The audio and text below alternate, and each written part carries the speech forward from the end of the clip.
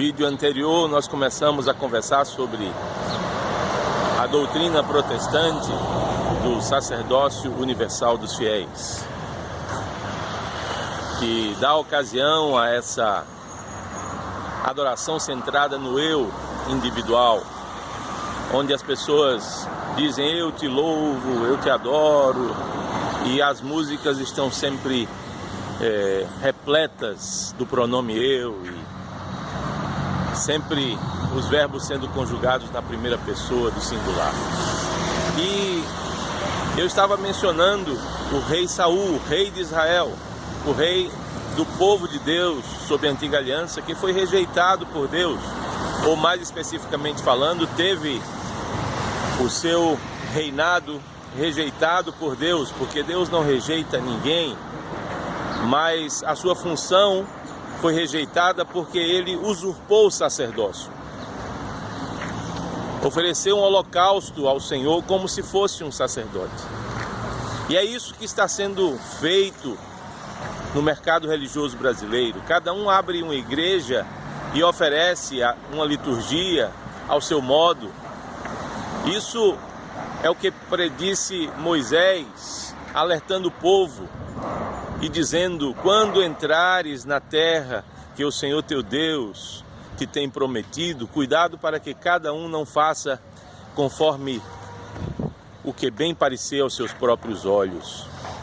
E de fato, mais adiante, quando Israel estava sendo dirigido por juízes, a narrativa do livro sagrado repete um refrão que dizia: naqueles dias não havia rei em Israel e cada um fazia o que bem parecia aos seus próprios olhos. Por isso Deus levantou um rei em Israel, e o primeiro rei em Israel foi rejeitado, teve sua função rejeitada precisamente por usurpar o sacerdócio, por realizar aquilo que só um sacerdote pode realizar. Ele que recebera a unção das mãos de um sacerdote, agora resolve realizar o sacerdócio, oferecer uma liturgia, e isso é muito preocupante. E eu até comecei a nossa conversa ontem, que alguns entendem ser o dia da Reforma Protestante, o dia em que essa doutrina do sacerdócio universal dos fiéis começou a ser proclamada e ensinada. E isso é bastante significativo, não? Porque a grande verdade é que na modernidade muitas religiões surgiram por causa dessa noção de que cada um é sacerdote e não deve se submeter ao sacerdócio que a igreja estabelece e institui. Não deve se submeter ao sacerdócio ordenado pela igreja. Essa doutrina que passa a ideia de que cada um é sacerdote, portanto, ninguém depende de um sacerdote instituído para adorar a Deus. Ninguém depende de um sacerdote legitimamente ordenado pela igreja para adorar a Deus. Ao contrário, cada um pode tornar-se sacerdote. Isso desde os primeiros dias da Reforma começou a se caracterizar. Se por um lado Lutero era um padre, e mesmo saindo da igreja romana, ele poderia defender a noção de que ele, por ser padre, podia celebrar uma liturgia,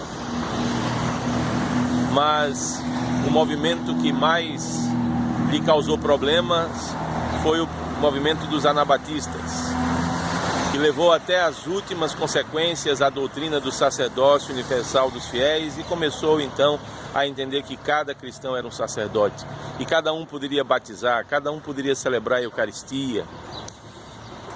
E todo esse movimento rebelde, que negava o sacerdócio da igreja, usurpando-o. Mais tarde foi fortalecido em outras nações por João Calvino, um advogado que se fez a si mesmo sacerdote.